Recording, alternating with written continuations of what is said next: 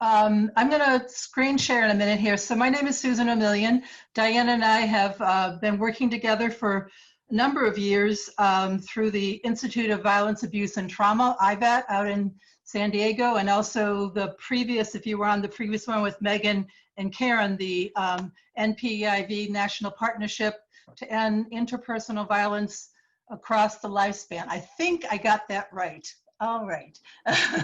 So if you're interested in either one of those, please just leave a note in the chat room. I'm going to leave my information there with my my website and my email. And if you're interested in having a copy of my slides, please email me. That'd be great. I can do that. So let me see if I can share my screen here without any major difficulty.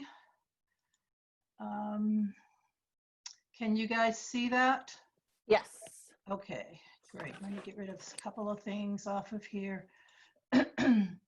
So first of all, I want to say, and I'll talk about it a bit in my presentation, I am not a therapist. I'm not a clinician person, a lovely clinician person. I'm actually an attorney. I have practiced law for about, 40 years maybe, I don't know. And I have done work with survivors of domestic violence and sexual assault, women's rights stuff. I used to work for legal aid many years ago. I live in Connecticut. I worked in Connecticut state government doing public policy. All of that was work that I thought was my work for this lifetime. So what I want to do today is talk a bit about my personal story, how I came to this particular part of my work in the last 20 years, and the model of my work, the population I work with, some of the tools and techniques, and how to use the material. Having met Diana about 5 or 6, maybe more years ago, she's actually started to use some of my material with her clients. She's a licensed marriage and family therapist. So if we don't have enough time to cover that, how to use the material, please join us in the breakout room. We can certainly talk about that. I also have a coupon code up on all of my materials are in books. I'm a writer more than anything in my life. So please, there's a coupon code there, and it's also in the chat room. So let's see if we can find out more about you folks. Are there survivors in the group here? Practitioners, advocates? What role do people play? I know a lot of survivors also become advocates for a variety of reasons. So if you want to put something in the chat room there, Diane is going to collect up some of the responses, just so I have a sense of who's in the audience and how to gear what I'm doing here. We got advocates, survivor, advocate, nonprofit leader, clinician. Right. I run a nonprofit also. I've been in and out of nonprofits for years. I used to fund nonprofits when I worked for the state. I had been working for the state of Connecticut doing child welfare stuff. In 1997, I left there. About 2 years later, this event happened in my life, which is, I wouldn't say it took me off the work I was doing, but it became a different kind of work and a different kind of purpose. This is my niece, Maggie. She was 19 years old. She was in college.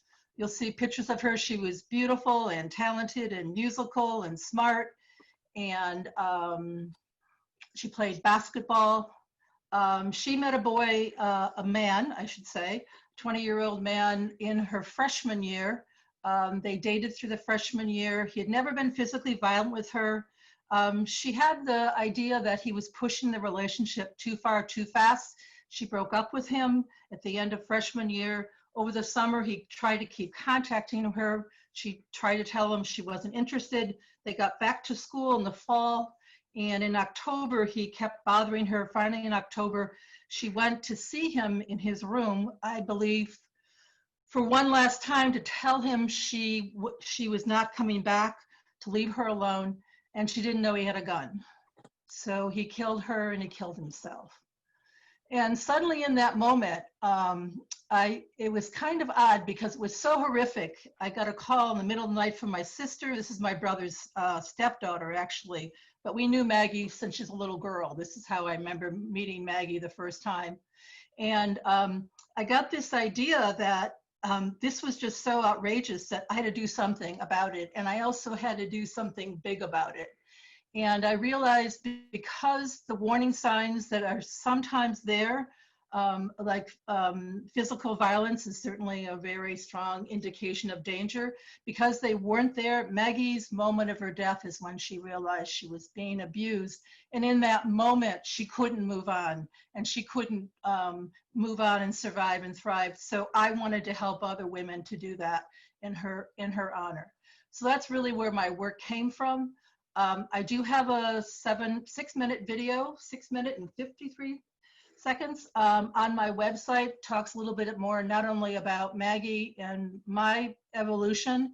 I got the idea that living well is the best revenge. And since he killed himself and I didn't go, my family didn't have to go through the criminal justice system, which is not always a great revenge, but I wanted to avenge her death. So I got this idea of living well is the best revenge. And I'll talk in a minute about how that turned into some of the work that I did. But that's available. She also had this moment of giving me purpose for my life. And that's really what I think thriving's about. We'll talk about that in a minute too. So this is what I do. I am not a clinician. I have put together a motivational model. But as I have talked to clinicians like Diana, they have told me some pieces of it do mirror some clinical practices like cognitive behavioral therapy, which is helping people to have a change in attitude, see a future vision when everything seems bleak. I also see women move through the 5 stages of change. They were not ready when I meet them, they're getting ready, and then I can get them prepared and ready to take some actions, usually to start working on new goals. And for a lot of women, anybody who's worked with survivors, as we learn about trauma, that it's really hard to get moving again. So that's really where I come from and where the material comes from.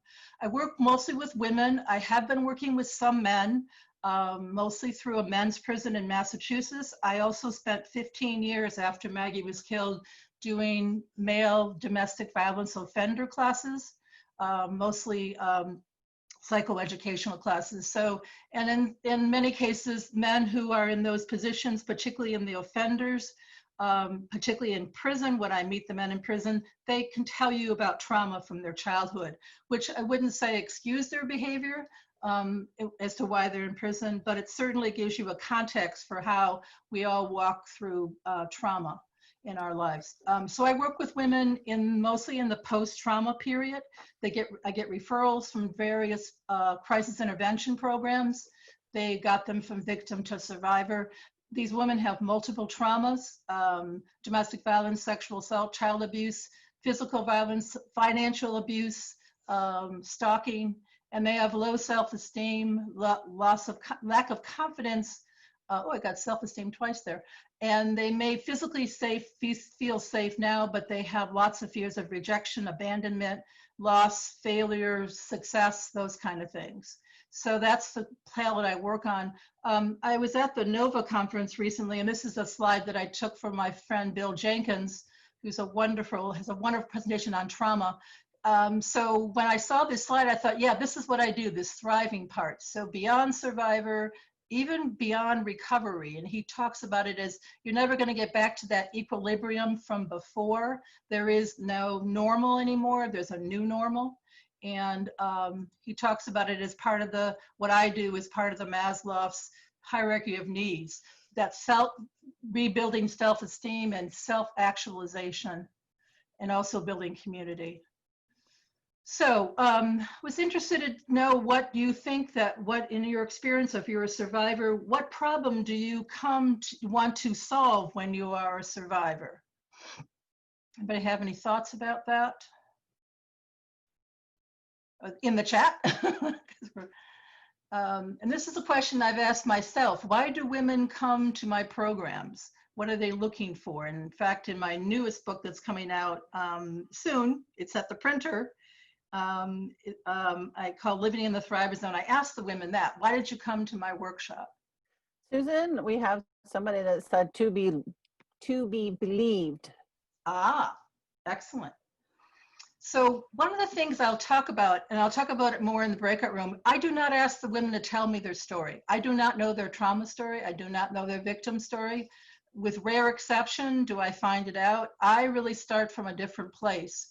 And I start them to start telling their survivor to thriver story. So as you think about goals, this may be the goals from victim to survivor, but there are other needs. And I'm not saying I'm the only person that provides for all their needs, because I always tell the women, find all the resources you need. And a lot of them do have private therapists. They have support groups they go to, but I really focus on reclaiming life goals and desires. And for a lot of the women I work with, they don't even know that they could have goals or desires. So that's really, and then trying to help them break the cycle of violence. We'll talk about that in a minute, whether they return to a relationship. One of the things that informed my work from the very beginning, I happened to meet Dr. Judith Herman at Harvard one day at a seminar, and this is from her book. If you've never read it, it's a great book, Trauma and Recovery. The core experience of trauma is disempowerment and disconnection. So recovery is therefore the empowerment and seeking new connections. And that's really what I've been trying to focus on. Susan, yes. A couple other people have said to be validated as a human, respect and loved, how to move on and how to accept love and respect in a new healthy relationship. Yes. Yes, I've had a number of women in my group who have moved on to a new healthy relationship, and that's been a really interesting journey for them because they become very particular about that, and I encourage them to be very particular. So here's the way I frame it. There's a journey beyond abuse, beyond being a victim or even a survivor. It's a spiritual journey, the journey of the spirit. The spirit can't die, but it's been crushed a lot by what's happened to you, to become a thriver, a healthy, happy person with a brilliant, productive future. And one of my first exercises I do in my workshop, I'll talk about that in a minute too, is I have them tell me their favorite story, usually a fairy tale or a children's story, and what they get from those stories. And you can think about that if you want to. It's victim, survivor to thriver, struggle. Every story has a struggle, every story has a transformation, and every story has a happy ending. And so when they see that journey, they think they're stuck forever in victim. And that's really that's the first step, I think, that they begin to see some kind of hope. And then we start working on how do we get there. This is the way I do the work. I have a 2-day workshop. I also have in which we talk about a new focus. They don't share their victim story. We start talking about positive energy, visioning the future, overcoming fear, setting new goals. That's a really big exercise. And then I have monthly follow-ups for them, not a support group. I'm real clear about that. That's something else they need to do in another program. But it's to get together, stabilize their life. It's creating a community that's safe and they can talk about it. And then I have some weekend retreats a couple times a year to relax, and they like to connect. Remember the Judith Herman's, the idea of reconnecting is really important. So this is why one of the women came to one of my first workshops almost 20 years ago. What I love about this, and I won't read the whole thing, she says that when I met Susan, I was no longer a victim, but I was wearing my survivor armor. Susan asked me to remove the armor and consider a part of myself untouched by the abuse. And when I tell that to women, they're like, what do you mean everything's been touched? And I said, no, I think there's a part of you that's been untouched. And that really energizes them, and they start to really think about that. So my outcomes, desired outcomes for the women through the exercises that I do and the worksheets that I've created, is more positive attitude, less focus on the past, personal growth, less fear of change, and clear steps to achieve their goals. And they might be simple goals to start with, just to get their energy starting to move. And I'll show you an exercise I do with them in a minute. So I have a 7-step process. It's actually in my first book called Entering the Thriver Zone. And I'll walk through these, but these sort of help them. And I've asked them which steps have helped them the most. Some of the women have been with me for 15, 20 years. So I've been able to see their journey. So the first step is for them to see they're on a journey. Some women tell me, nobody told me I was on a journey. I thought I'd always be a victim. to quiet the negative inner critic, that voice in their head that sometimes the abuser takes up. You're fat and stupid and ugly. You'll never find anybody else. You got to stay with me. Connect with the happy or if you're a sexual assault victim, oh, I shouldn't have gone to that place. It was my fault. It was my fault. I wouldn't have been sexually assaulted. Connecting with the happy person inside, that's that part of you that's been untouched. I have an exercise that they love this exercise. They use it all the time. And then using that positive energy to start visioning a new life, overcoming the fear and setting new goals. And all those steps, I have exercises. Usually when I do the workshop, I do step 1, 2, and 3 the first day, and then 4, 5, 6, and 7 the second day. But I give them an homework assignment during the weekend between the workshop. I do them on Saturdays to do something that makes them happy and get into really get in touch with that happy part of them. The second day of the workshop, I really take that positive energy, have them work on a focused desire. It may not be the desire of their lifetime, but something that can get their energy going. So I had a woman once who came in to my workshop early on, one of my first workshops. She was probably in her 60s. She told me she always wanted to go whitewater rafting. And I thought, she's never going to become a career whitewater rafter, but there's something about this desire. And so I said to her, what's her fear? She said she was fearful of getting into the boat. I said, well, that's easy. She wasn't afraid of researching or getting there or even finishing the ride. She was fearful. So I said to her, get a bunch of friends and they'll help you in the boat.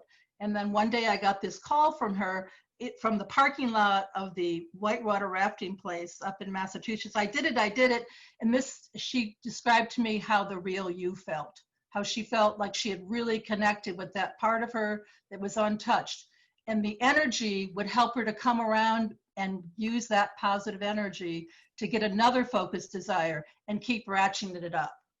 And that, I think, is the process that I've learned in my own life, is that we all do regularly, but as normal people in the normal parts of our life. But then usually as survivors of trauma and guilt and the sense that we can't, our inner critic is so loud, this fear really blocks us off. And so to how to break down that fear and to find out where that fear is coming from. Fear of success, fear of failure. It's usually not physical safety, but I tell the women, if you could leave a physically abusive relationship and push through your fear to do that, of physical safety, I'm sorry, my phone is ringing and I can't turn it off, got it ringing through my landline.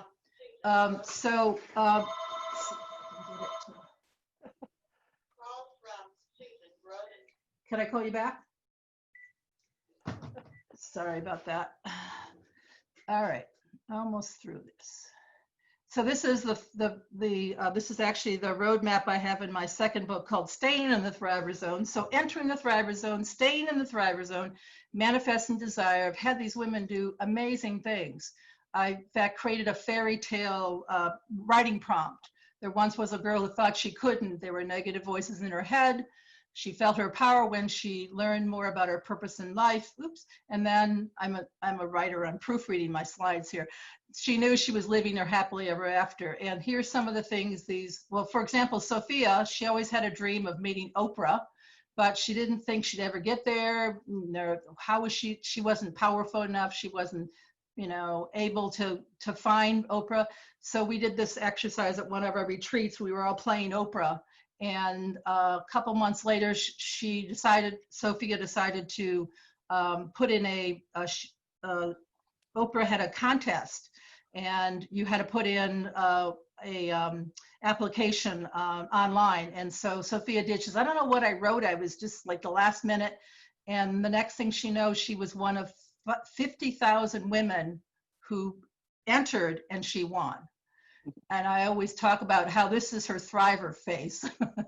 This is her moment so that was that, positive energy, focused desire, pushing through your fears, and the real you. The women have also done amazing things in the long term. They rebuild their self-esteem, stabilize their lives. Let me find a slide here that will show you some of the women. And they've given me permission to use their pictures, their faces. So Vanessa wasn't singing when I met her. If you listen to the video I talked about earlier, Vanessa sings a song that she wrote about me. She not only started singing again, her abuser was her music partner. She associated the music with the abuse and she stopped singing. And I thought that was just not right. Adrian has now started a essential oil business. This is Sophia. She's also been working on her swimming. She almost drowned in high school. She thought she couldn't swim. She got doing that.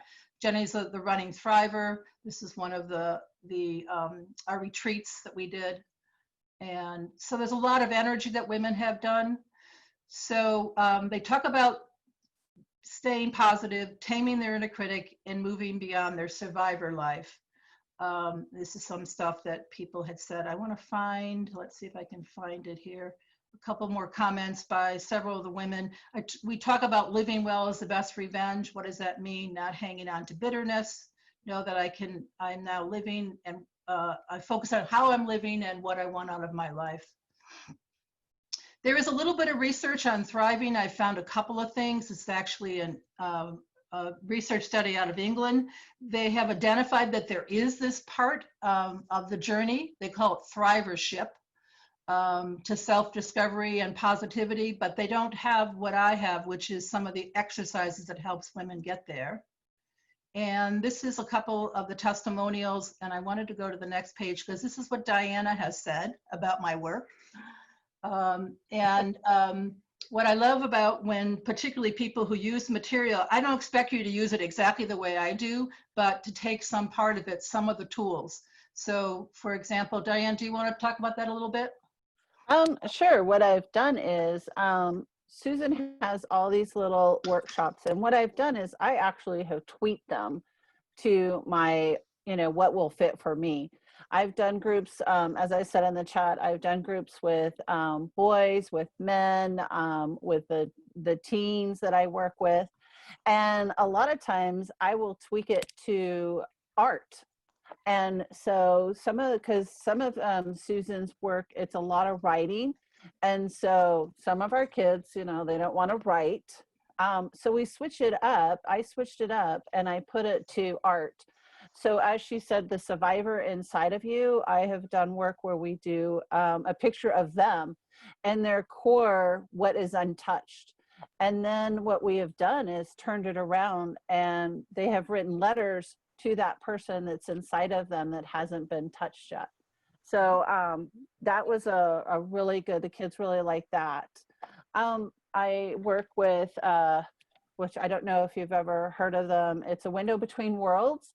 And if you look, you've heard of it? I don't mean to cut you off, but you just have about 5 minutes until our next presentation. Okay. So we'll talk about this in the Q&A. Yeah, we're good. Perfect. Right. Okay, go ahead, Susan.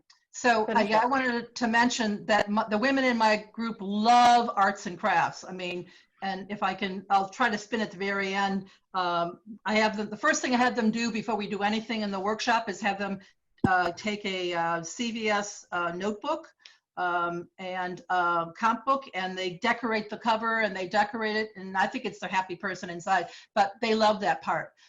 Let me just finish what I think is, I call it a working definition of a thriver, because I think we still haven't gotten there.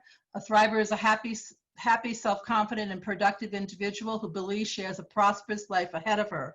Primed to follow her dreams, go back to school, find a new job, start her own business, write her story. She believes in herself and her future so much she will not return to an abusive relationship. She speaks knowledgeably and confidently about her experiences and not stuck in her anger. Living well is her best revenge, and with an eye on the higher social good. She's a fierce advocate in her community and the broader political arena for realistic, workable solutions to eliminate and prevent violence against women. She's found a network of women who understand and share a desire to move forward after abuse. And I call it a working definition because some of the women have done things that I didn't expect they'd be able to achieve. Susan, I'm going to interrupt you a little bit because, we're running out of time, but we also have to put you in the room. But I just want to let you know, this is a male survivor also trauma conference. So are any of your books for male survivors also, or just women? They are written for, they are written with examples of women. I've had clinicians and people use them with male survivors. And usually what they tell me is that male survivors they work with don't like to write out the writing exercises, but that the clinicians use them as a prompt in the conversation. So I have described them, because I've used them with men myself, as that kind of adaptation that you can use. Perfect. And is there anyone else who wants to go into the breakout room? I greatly appreciate if you could put a thumbs up or put it in the chat for Allie. Some people have already done that, because I know our next speaker is going to be coming up. And Diana, thank you so much for presenting all day today with us. Sure, and you. I will see you tomorrow. Always a pleasure. Well, Diana is one of my ex-students, yes, and I am very proud to say I had a hand in shaping that. So yes, so thank you, Dr. Deborah. Yes, and I love seeing you again. I haven't been at IVAT in a while, but I love seeing you, Yes, Susan. nice to see you too. Thank you. All righty.